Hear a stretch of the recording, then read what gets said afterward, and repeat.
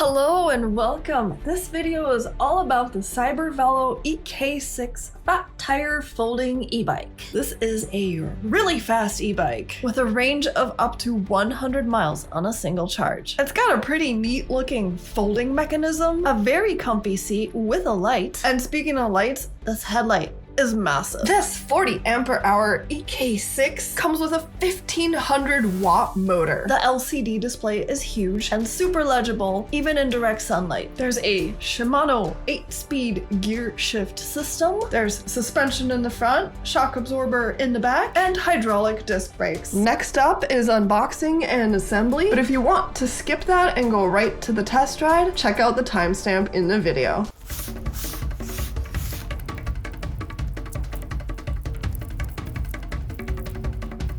Oh boy, hopefully that wasn't blurry because I had my camera on manual focus instead of autofocus. I found the manual just kind of in the box. It's a little bent out of shape, but what's nice about it, color photos for assembly. And apparently the shock absorbers are gonna rebound a little bit, so I left the zip ties on there for now. But it looks like that's what I have to start with for assembly, is cutting those. I wonder how much they're gonna rebound. And here is the charger. In the bigger box, we've got a really big headlight. Look at the size of this thing. I love big headlights. Although I can't really say the same thing for the other people on my bike trail. Sometimes these things are a little too bright for them. Pedals. These are the folding kind, but I'll fold them once they're on the bike. And they're metal pedals. Oh, no tool bag for the tools. They were just kind of loose in there, but there's tools. Oh yeah, and there was one more box with some aftermarket mirrors. Usually the aftermarket ones I don't even put on because I just can't get them to twist into the correct position. So we'll see. There are mirrors. Okay, here we go. Rebound incoming. Maybe. So far, nothing.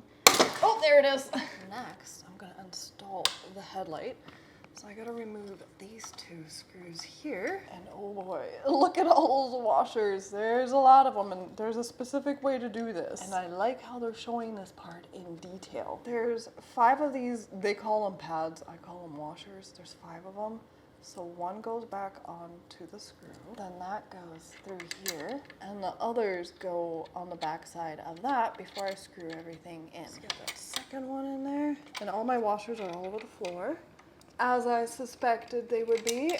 Oh gosh, they're flying, they're going everywhere. I do like this better than the headlight and fender combo, because usually that's, with most e-bikes, that's how they attach. You gotta attach the light and the fender at the same time. I just find that so annoying. This cable will eventually attach to the handlebars once I get them on there. The fender is next, so I gotta remove the screw. That's right here. And then there's 2 of these metal doodads, so this goes between them. And I stick the screw back in. I'm gonna need a little bit more than just my fingers for this. Let's get this tightened a little bit. This is a very easy to install fender. It just attaches right here. There's no other metal prongs or anything. So once I got that tightened a little bit, I'm gonna hoist it up. I can always readjust this if it's rubbing the tire. I'm gonna go ahead and tighten it down. I'm not kidding when I say the instructions are super detailed. Like there's like 4 pictures just on putting in the fender. Usually companies completely leave the fender out. Well, since I have you guys down here, next I'm gonna put on the wheel, but I gotta remove this part. For this next part, they want me to flip the bike upside down, but as you can see, when I flex, there's nothing there. So we're gonna do this my way. Before you insert the wheel, if this doodad is between the brake pads, take it out. For me, it was flopping around in the box. And once it's out, do not hit the brakes. I'm gonna prepare the wheel by removing the nut from both sides and the washer with a hook. And this is gonna be the same on both sides. I'm just gonna try lifting it over. Ooh. Putting the wheel on that way. Did it work? Did I get it on? Yes. nuts. The washer with the hook goes in there first, and there's a little hole for the hook part, then the nut, and this is the same on both sides. I'm gonna need a little more than just hands for this part, because this has got to be very, very tight. Yeah, really tight. The pedals, they are labeled, move them. I don't know if you'll be able to see, but they are labeled right and left on the bottom. The right one will screw in there clockwise, and then the left one will screw in there counterclockwise. The pedals fold. You just push them in and fold them up. I saved the handlebars for last. I don't know why. It's not in the order of the instructions, but it's pretty easy. You just remove these 4 screws along with this thing, and then you put the handlebars into that spot, put that thing back, and screw everything back down. And when I screw this down, I kind of go diagonally. So I screw and a screw a little bit, then I go diagonal of that one, screw that one a little bit, and so on. And finally, the seat. And the seat has a light. So I'm gonna pull that. It looks like it's battery operated, and there's a little button at the bottom to make it flash. And if you hit it again, steady light.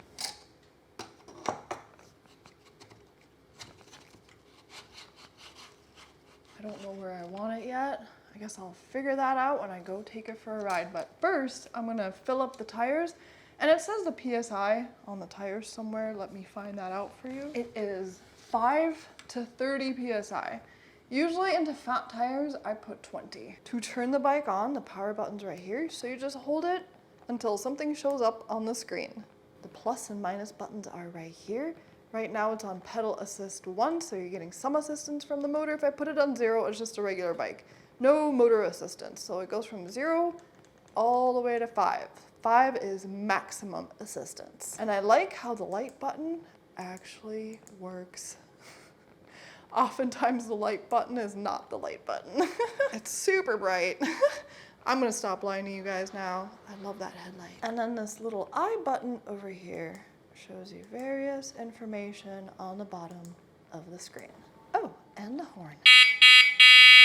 It folds. I just don't know if I'm strong enough to do this, but let's try. It folds right here, but first you gotta undo this. Oh yeah, I should probably fold up the pedals. I don't think I twisted that screw enough. Let's see if I untwisted some more. Well, it only goes so far. Okay. Ah, there we go.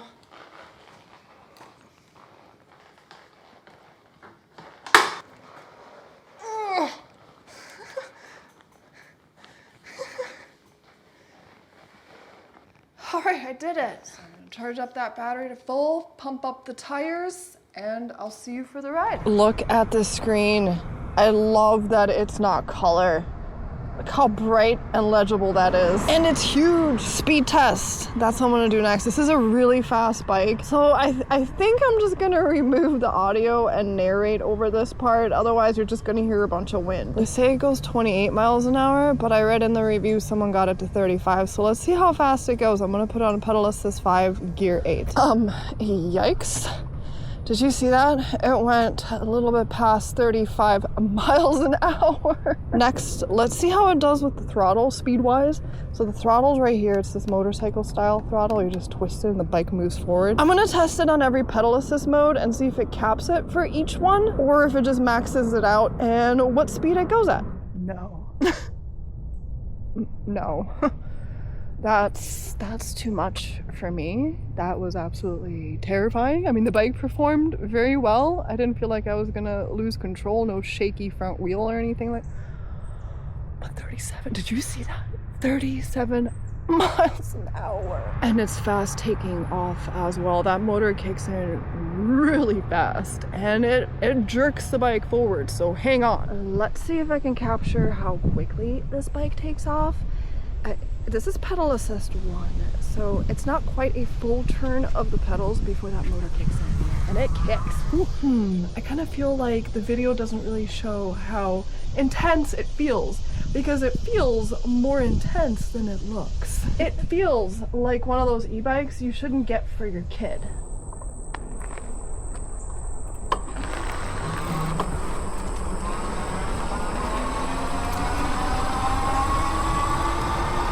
The motor is chilling in the center of the rear.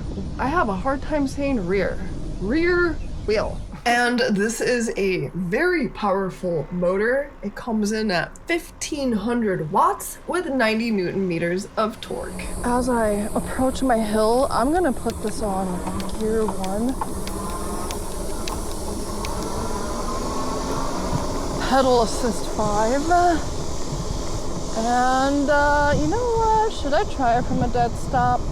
Gear 1, pedal assist 5. Let's go. Oh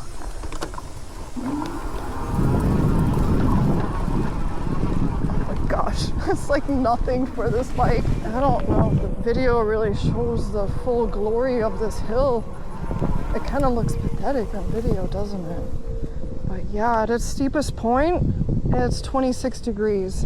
It felt like I wasn't doing any of the work at all.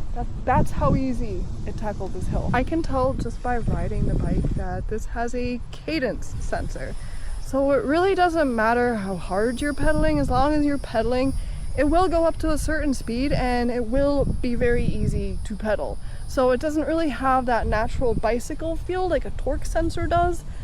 This definitely feels like an e-bike. And this, I think, is great for people that don't want the exercise. Maybe you just need a commuter to get to work because it's a lot cheaper than a car.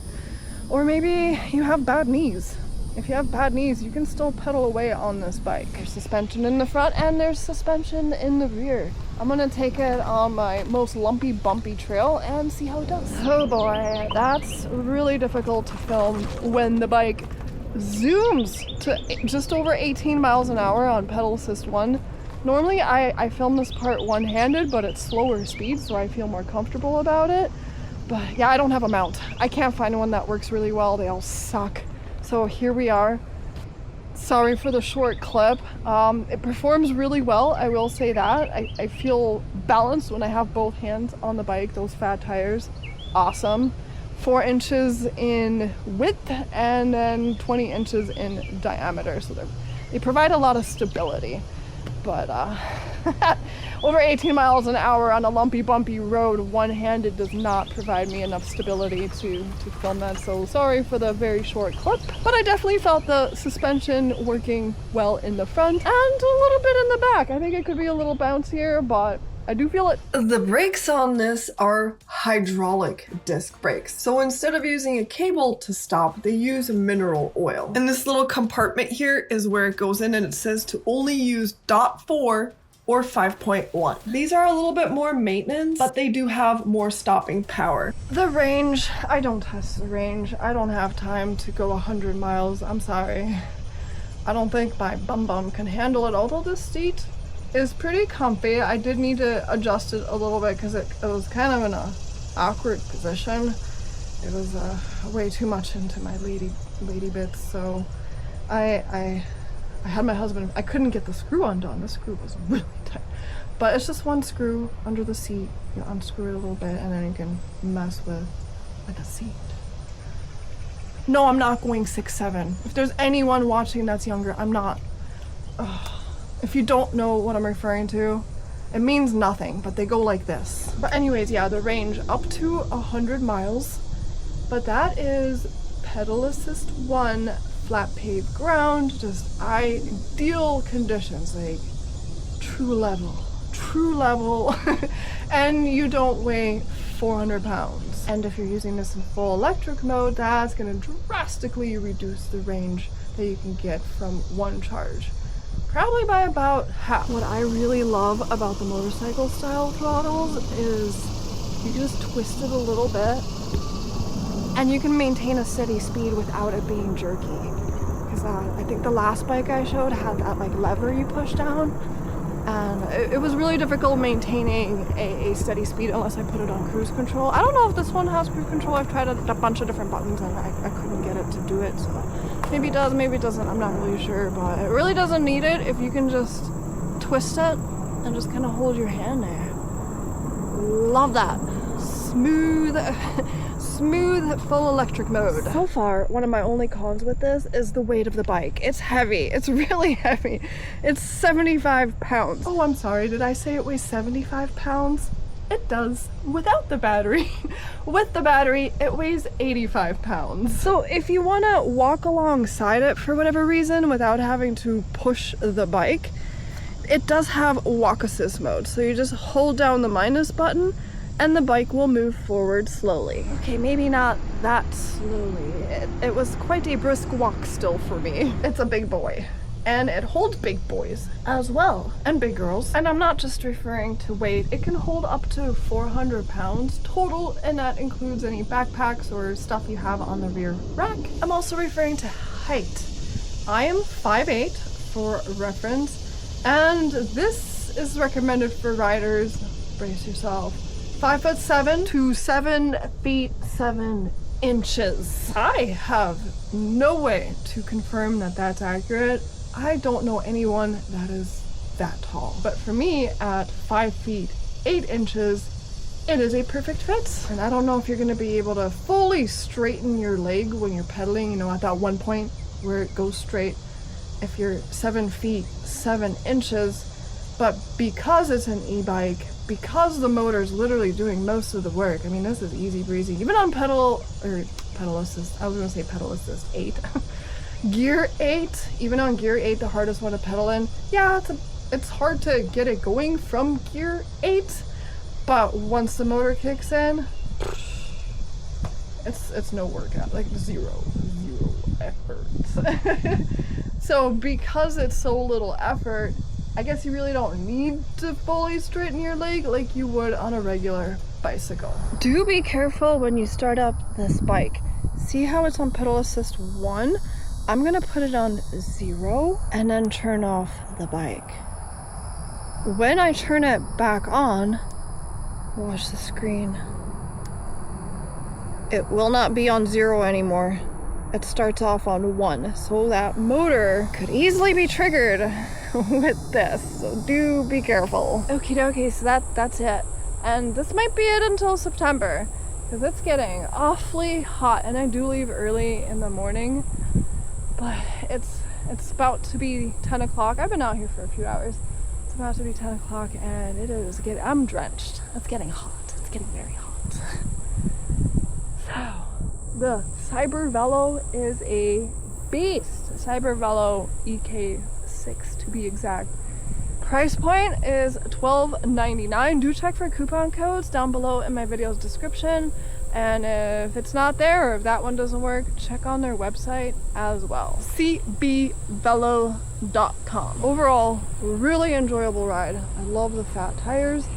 The size fits me really well, and I could see it fitting taller people as well. The shocks, the suspension, it works great.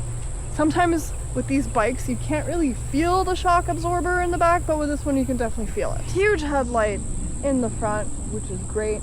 There's also a rear tail light, and you have the option to turn the light on and off on that seat. Well, on, blinking, and off on the seat, but that is battery operated. I do have to praise the design of this seat. I like how it fully supports my bum bum. The weight of my bum bum feels very distributed, evenly distributed on this. But even though it's really wide and huge in the back, the front is very narrow, so when I'm pedaling, my thighs don't rub the seat, because if it's too wide there, it can be really uncomfortable when you're pedaling, but not with this. It goes from really wide to very narrow, and it's got this little dip in the seat as well for some ventilation. So even though it's really hot, this is gonna be kind of gross, but my butt's not sweating. Okay, I think that's everything I wanted to say about it, so I'm gonna cheesy outro myself out of here. Toodaloo-dee-loo.